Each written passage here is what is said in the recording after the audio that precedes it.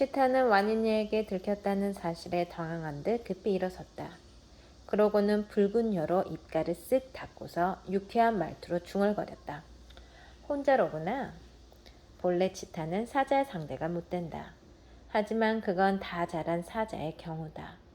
싸우는 법을 배워본 적이 없는 데다 굶주리고 지친 어린 사자는 치타의 만만한 사냥감일 뿐이다. 완인이는 그대로 도망쳤다. 치타가 쏜살같이 달려와서 앞발을 휘둘렀지만 딱 앞발 하나만큼의 사이를 두고 완인이를 놓쳤다. 완인이는 몸집이 작지만 사자치고 잘 달리는 편이었다. 치타는 빠르지만 금세 지친다. 오래지 않아 치타가 먼저 지쳤다. 완인이는 가까스로 목숨을 건졌다.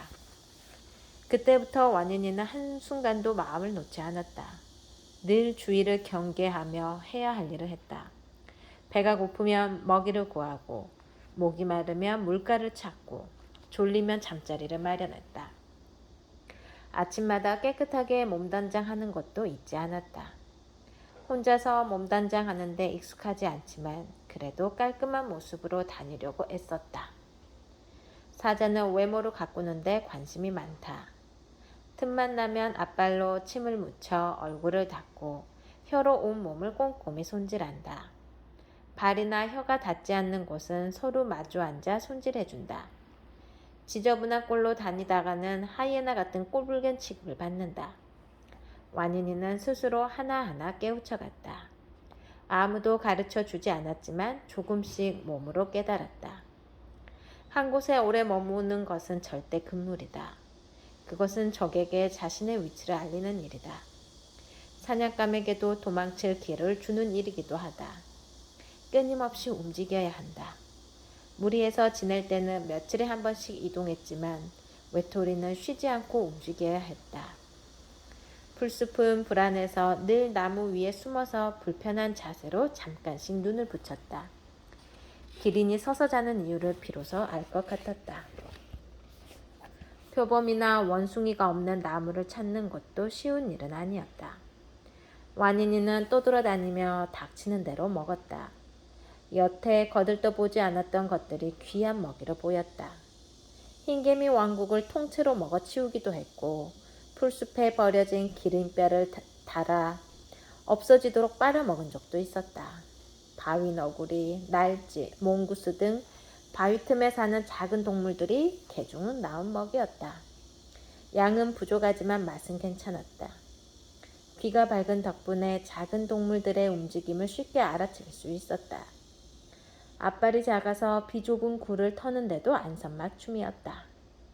그나마도 찾을 수 없을 때에는 열매나 풀을 씹었다. 자꾸 먹다 보니 그것도 그럭저럭 먹을만 했다. 하루하루가 빠르게 흘러갔다. 오늘이 지나면 내일, 다시 오늘이 지나면 내일이었다. 빠르게 지내다 보면 해는 꼴딱꼴딱 잘도 기울었고 어김없이 다시 떠올랐다. 달님, 안녕? 오늘도 얼굴을 보여주니 반갑네요. 완인이가 달을 보고 중얼거렸다. 혼자가 된 다음부터 마음속의 생각을 자꾸 소리내어 말하게 되었다. 그래봤자 달은 아무런 대답도 하지 않았다. 당연한 일이지만 그래도 서운한 생각이 들었다. 그래, 달이란 도무지 못 믿을 친구잖아. 날마다 얼굴을 바꾸니 말이야. 차라리 하마 아저씨들이 낫지? 그렇고 말고. 완인이는 또 그렇게 중얼거리며 물가로 향했다. 혼자가 되어서 유일하게 좋은 점이 물을 구하는 일이었다. 어린 사자 한 마리쯤 물을 마시러 오든 말든 하마들은 거들떠보지 않았다. 덕분에 하마들 눈치 보지 않고 물 웅덩이를 마음 편히 드나들었다. 하마 아저씨들 안녕? 오늘은 또 누구를 물어 죽였나요? 완인이는 만만하게 짓거려도 하마들은 눈도 꼼짝하지 않았다. 완인이는 나무 위에서 잠든 새들에게도 큰 소리로 말을 건넸다. 안녕, 홍황이 앵무새들아. 너희들은 맨날 둘이 붙어 지내는 게 지겹지도 않니? 홍황이 앵무새 2마리가 후다닥 날아오르며 소리쳤다. 미쳤어. 미친 사자가 돌아다니고 있어. 완인이는 어리둥절한 눈으로 하늘을 올려다보며 또 중얼거렸다. 설마 나더러 미쳤다고 하는 거니? 그래, 아무튼 이리 와서 나랑 얘기 좀 하자, 응? 새들은 이미 어디론가 사라지고 없었다. 하마도 모두 잠든 밤 물가는 그저 조용했다. 완인이는 울적한 기분으로 고개를 푹 떨고 왔다. 그런데 물속에 어떤 사자가 있었다. 완인이는 놀라서 움찔 뒤로 한 발 물러섰다. 물속의 사자도 겁먹은 얼굴로 뒤로 물러섰다. 완인이가 조금 용기를 내어 물가로 되돌아갔다. 물속의 사자도 완인이에게 다시 다가왔다. 참으로 한심한 사자 같았다. 말라서 갈비뼈가 훤히 드러났고 점박이 무늬처럼 털이 듬성듬성 빠져 있었다.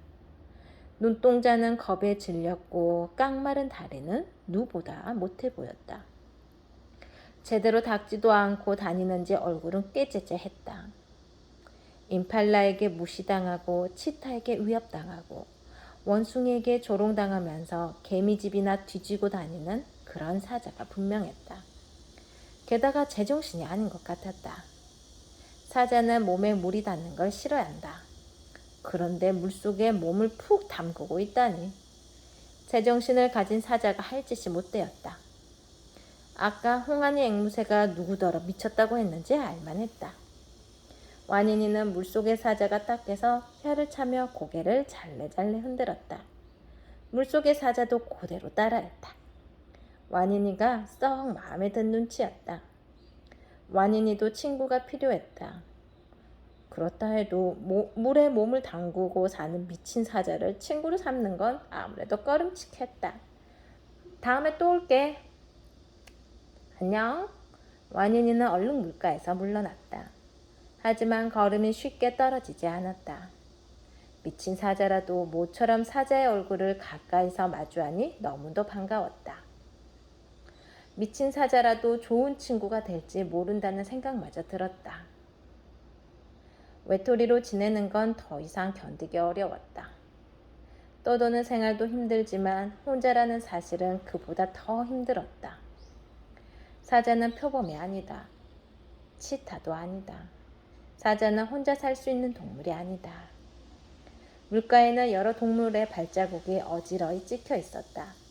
그 중에서 사자 발자국도 있었다. 혼자 온 사자는 하나도 없었다. 엄마와 3마리의 아기 사자가 함께 다녀간 것 같았다. 그리고 2마리의 큰 사자들이 나란히 물을 마시고 돌아간 발자국이 있었다. 그중 어느 발자국의 모양새가 특이했다. 선명한 발자국이 그 주인의 걸음걸이를 말해주었다. 그 발자국의 주인은 다리를 저는 것 같았다. 완인이는 온몸의 털이 바싹 곤두섰다. 얼른 발자국에 코를 대고 냄새를 맡아봤다. 여러 동물의 냄새가 났다.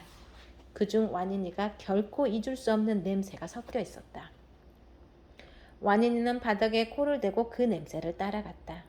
물가를 벗어나 풀숲에 이르렀을 때 마침 바람이 완인이 쪽으로 불어왔다. 냄새가 좀 더 분명히 느껴졌다. 바로 그 냄새였다.